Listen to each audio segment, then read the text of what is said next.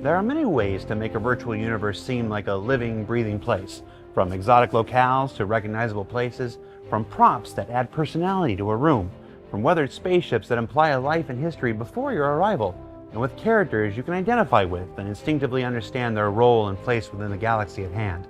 To get things started for us this week, we asked Jeremiah to take us through some of the recently approved NPC concepts that are about to begin their journey through production.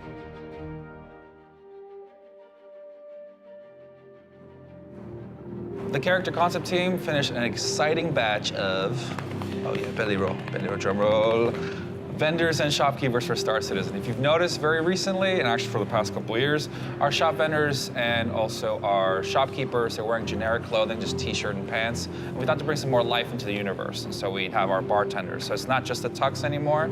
I've actually gotten some requests from some people who want a specific bartender outfit, so we took that into consideration, make it more, how do you say, not just a suit and tie, but a little bit more flair to it. And also for the servers, we put the aprons on there as well. We also did some restaurant stuff, so chefs and waiters and hostesses. That was actually a big challenge because we were thinking of how can we make chefs look sci-fi when the current day chefs look they're very simple. And so we had to go through a lot of design passes, and we thought this looked really cool where it maintains the look of a chef but still looks sci-fi and cool. Let's talk about the talk of the town, which is bounty hunters. People are asking, like, where are the bounty hunters? And so you get to kind of get a sneak peek of what the bounty hunters look like. The hardest part for the bounty hunters was so that we don't get into shipjacker territory, which is actually kit bashy stuff. And so how can we make it customized but not Mad Maxy? And so this is kind of what we came up with. So we also worked on the clothing. Some cold weather clothing for Microtech, which is actually, I think, our first batch of clothing from Code Blue Apparel. And they are going to be not your just jacket and pants, but thick clothing. So you can actually, when you're trudging through the snow, you'll be protected. And also you look pretty cool. The biggest thing for the concept team really was, we're 900 years in the future where there's different cultures that are mixed in together. So we thought to actually incorporate more different cultures from different races and different possibly religions and stuff like that, and put it all into like a melting pot. And Chris was actually really excited to see those.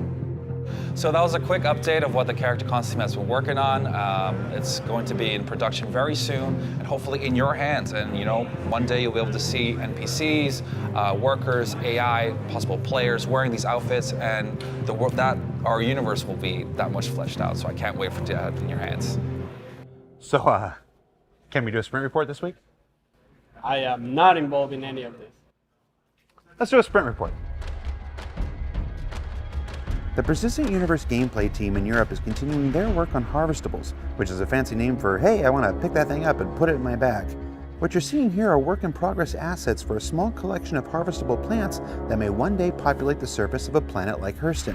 While these plants and the harvestable system are still very much work in progress, when combined with the upcoming personal inventory system, they'll set the table, allowing for future additions to the actor status system, incorporating things like hunger, thirst, etc. It's another example of how smaller systems can build to a larger, interconnected feature down the line. In bartender news, the props team have completed a sprint on bartender usables, which aim to give these NPCs a greater variety in the types of drinks they can mix up. It's a seemingly small thing, but these are the details that collectively build up to a more immersive and believable experience in the Star Citizen universe. Just watch out for that Cathcart Widow 151. In the world of weaponry, here's a look at the new ship-mounted laser cannons from Croning, which promises to be a high-damage, long-range weapon with the bare-bones, no-frills nature that manufacturer is known for. Heavy, reliable, threatening. That's Croning. # sponsored. Finally, in this week's Sprint Report, here's a look at progress on the ever-elusive Banu Defender. This two-person craft from humanity's first interstellar friends has required an extensive effort to create and define the look and feel of Banu culture and technology, because it will not only be the first glimpse at this civilization in the Star Citizen universe, but will set the stage for development of the ever-popular Banu merchantmen in the future. We'll check in with additional looks at the Banu Defender ahead of its intended release in Alpha 3.7 throughout the quarter. With 68 rooms, a massive footprint, and apparently a cargo bay big enough to carry a ballista, the 890 Jump is one of the most hotly anticipated ships in recent memory.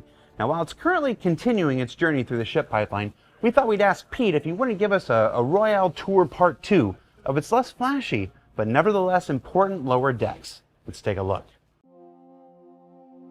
We're working on the 890. We're holding regular reviews at the moment to try and catch out all the last little things and close this ship out and get it ready for you guys. So I'll give you a little update of some of the stuff that we've been working on lately. So here we have the cargo room situated at the back in the lower decks. Quite a bit of space for the cargo, and we'll just clear that out of the way. So got the little windows there, see it going down. Big open space. We've got the components in here, so at the back we've got the jump drive, and then over at this end we've housed all the other main components. Down here, got the engine rooms, twin engines either side. Quickly go up these stairs. I'm going to quickly just go through the rest of this deck, walk you through to the hangar.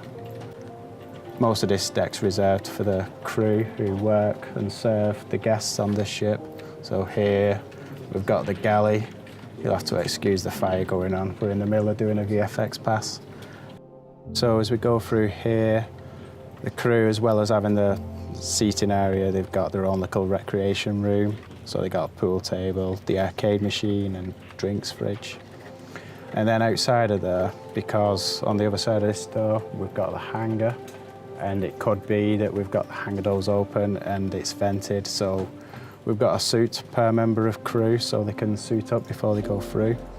So you suit up, and then of course we need an airlock so we don't vent the ship. We won't have it so both doors open at the same time. That needs setting up yet. But we go through. It's a big ship with a big hangar, and it's designed in such a way that the whole floor will rise up on these pillars that you see here, and they'll take you up flush with the exterior, which, if you know the shape, it's a big flat wedge, and you'll be flush up there, and it'll make landing and taking off a lot easier rather than trying to bring it in this place. Other things in here to note, we've taken a basketball court and put that in there because you've got the excuse of a big open place. You'd use it for things, wouldn't you? I mean, it's a little nod to Prometheus there. And then the other things we've got in here, we've got grab plates so we can squeeze a bit more cargo up front end. So symmetrical on both sides, but essentially between all these pillars we've got room for a bit more. And then at the far end, we've got access up to the man turret that is mounted on the top side. And then behind this door, we've got access to the man turret that's mounted on the belly of the ship. Okay, so if we move on this deck, it forms a circuit, twin airlock, just like on the other side. And then here is the waiting room, so you can imagine your rich guests. They'll come and sit in here while they're waiting for their 85X or whatever to come and pick them up. And then this is like a corridor that the guests would use for getting to their part of the ship. So I'll just quickly walk along here. And then they'd go up in this lift, but then the only way between these crew decks with a cargo and the hangar is two elevators, one either side. The other one was in the kitchen, if you spotted it. And then in the event if power's down, we always need to make sure there's a way of getting around the ship. So we've got a ladder here. I'll just jump onto this. Just need to sync up that animation with the bars a little better, but that's just an easy edit. And you can take that to connect the guest part of the ship from the lower ship. If I just quickly jump out of game mode, I can show you how the lighting might look in that scenario. So I just select this guy, hide it, put so obviously for ships we do different lighting states. We've got auxiliary and we've got the emergency as well as the normal. The power's down, you might be under attack and the ship might be in a bad state. That might be one scenario where the lifts aren't working and you need to take the ladders to get around. I've only just switched it on here for this one bit to show you. Okay, so that brings us up to the main guest section of the ship, through the atrium, and then Behind this door, this is the spare deck. So quickly drop into game so we can just have a walk around here, show you what different elements we've got on this deck. So as you go in to the right, got bench and lockers. Again, props have been doing some cool assets for us to put in there, highlighting the bench here, obviously, so you can sit down on it. We've got 2 saunas and 2 showers. Over this side, we've got the jacuzzi. So you may have seen shots of this from a while back, and it was a big rocky cave. Some people called it a grotto. It didn't really feel in keeping with the ship, so it's had a rework, and as it stands now, we've got this central jacuzzi, we've got a water wall at the back that we've lit, and it also acts as like a screen in one fashion where you can go behind and maybe get changed for going in. In here you can probably see rocks and plant life. Then we've got a glass bottom, and then we've got a fish tank. No fish at the moment, but if we get a fish tank, we'll get some fish swimming around in there. You can actually go in there, interact with the seats and sit down.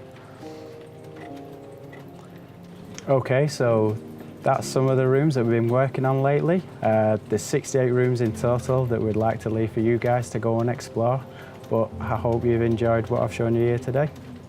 So what did we learn this week? We learned there's no end to the varied NPC concepts in the persistent universe, that Harvestables is another step closer to making avocado toast in space. No! The Banu Defender is looking appropriately alien on the inside, and the 890 jump is becoming more than just a ship, it's a lifestyle. Now, to our subscribers, keep an eye out for changes to the Flare, the Ship of the Month promotion, and more that start next week, the details of which can be found in the den on Spectrum. And to those attending or interested in attending CitizenCon this year, we have a short video about this year's community booths to share with you. Now, they're not just for orgs anymore, and they'll get you a free admission to CitizenCon if you missed out on one of the tickets. So check this out.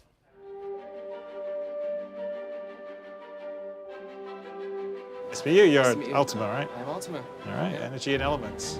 This is great. I love this. Yeah. I'll have to watch the prices. Yeah. You guys gonna get dressed up, or you I've got my outfit, yeah. What do you think? like it? So look, this is awesome.